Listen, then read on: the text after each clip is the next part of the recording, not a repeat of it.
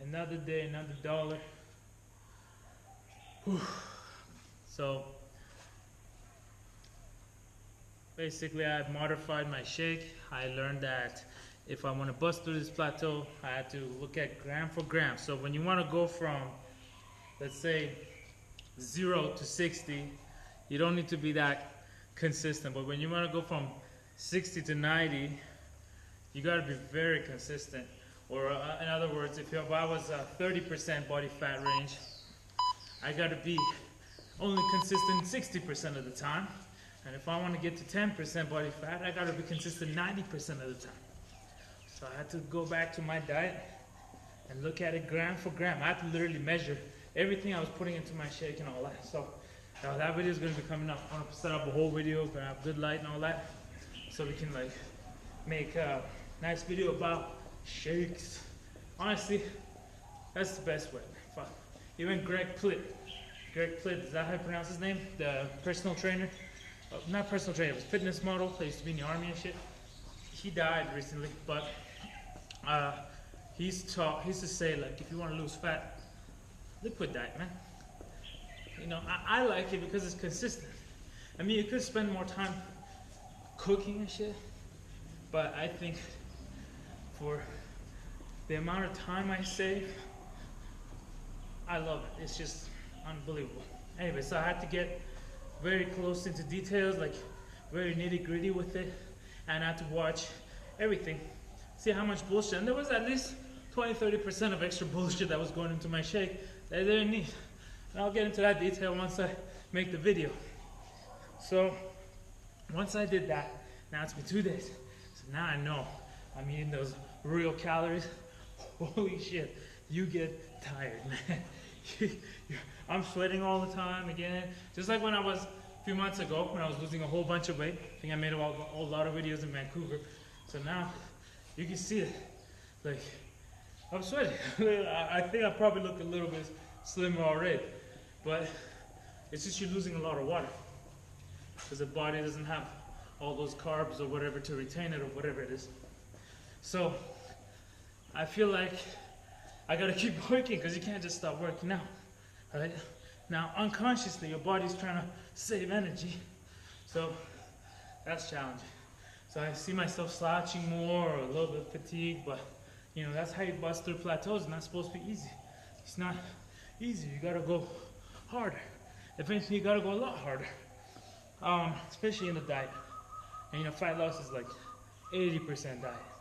30% is, I'd say sleep is the remaining 20, and the last 10% is actually with how you train. I love boxing. You can bodybuild or whatever the fuck, but I love boxing. I love calisthenics, and I also mix in some CrossFit kind of style training. Now, I've talked about this stuff before, but I just want to reiterate. Fuck it. It's December 2017, 29th of December, and I say whatever the fuck I want, right? So, anyway, oh, I like this move. Oh, yeah.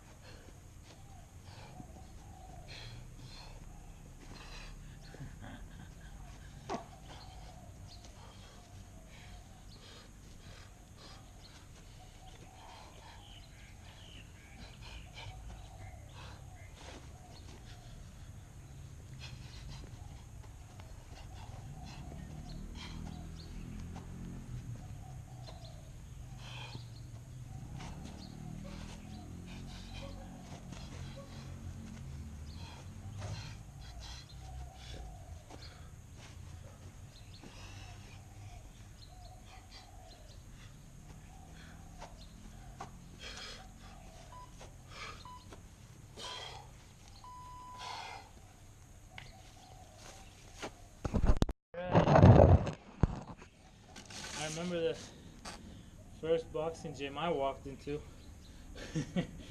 and I had my hand wraps on. Oh, I wanted to get my hand wraps on, and I asked the coach, I'm like, oh, okay, can you help me put these hand wraps on? It's like, I'm not gonna help you put your hand wraps on. I'm like, okay, thanks. So I had to Google that shit. You know, this is one thing. This is why I don't go to a normal gym a lot of the time, or like I only go there for sparring, and you know, really, if I really need if I find a really good coach that I believe that I can learn a lot from, I would go there. But usually, I learn by myself, man. There's so much information out there, especially with YouTube and internet. I basically trained myself after I used to do karate when I was a teenager, and then after that kind of ended. I did Kyokushin and whatnot, and then I switched over to kickboxing and boxing and stuff. That time, I mean, I went to a few clubs, but man, I didn't learn anything over there.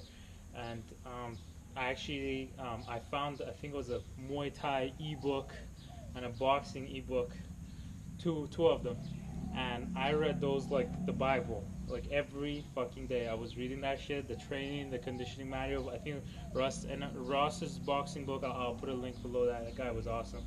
Um, and I was reading that shit like the Bible every fucking day. I was training and trying different workouts from the Bible, the books and whatnot. And yeah, so that's how I learned how to wrap my hands by myself. So there's a key theme you're gonna see if you're gonna see my videos, that I really love to self-educate as opposed to have an institution teach me. That's a style. It's probably a personality thing, but for me, it's worked out because I got to learn this style, and I'm very happy with it. And you know, I didn't have to pay thousands of dollars to convince myself. Now, I don't think I'm smarter than anyone, and I definitely believe if the training is worth it, you should pay for it. Like if you're beside, like, let's say Remy Bonyaski, or what was it, Ernesto Hoot's gym in Netherlands, or you know, if you can train with Andy Sauer, you should you know, cough up the dollars because it's worth it. You're gonna learn a lot.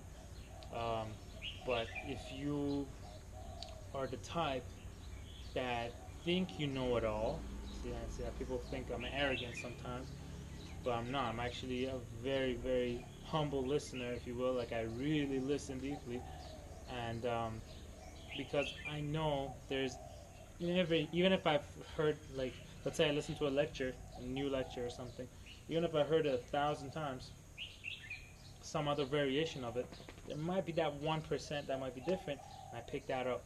And the only way you get that is if you really listen. So that's my 2 cents. I always remember that when I wrap my hands. I'm not helping you how to wrap your hands. You gotta wrap your own hands. Oh yeah. But anyway, you didn't even know why we wrap our hands? Because we got like 26, 27 bones in our hands, and they're pretty delicate. They're probably the most delicate part of the human body. I mean, in terms of bone, like, you know, the density of it. And we're using that in boxing to hit our target. So what the wraps do is to hold all the bones and ligaments together, kind of like forming like a tight fist, which prevents injuries to a degree. It's not bulletproof per se, because you could perhaps punch in a wrong angle, and you could still break something. You know, it could. So technique, it doesn't compensate for lack of technique. But if, let's say, you develop a lot of punching power, and you have the capacity to break your own hands because you punch so hard, well, this could help perhaps distribute the load over the entire fist as opposed to like a certain bone. So you could prevent injuries even if you do the right technique. I think that's pretty fucking cool. I do kind of like a mix of Muay Thai and like boxing style wrapping. So you just have to wrap 3 areas: your wrist, your knuckles, and your thumb. And you do three times here, 3 times here, 3 times here. I don't like to do 3 times around the thumb though. And then I like to go between the knuckles, and then go around top and all that. Yeah.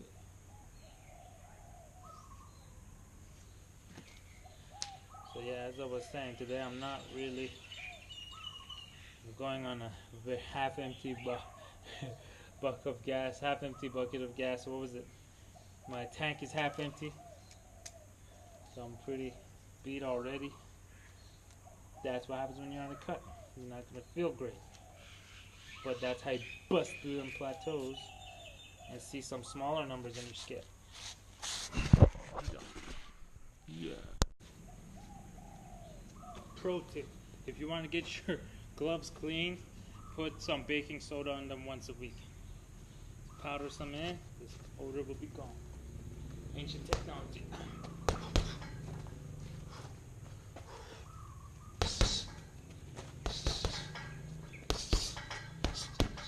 Yeah, as you can see, there's no hydrogen in the punches today.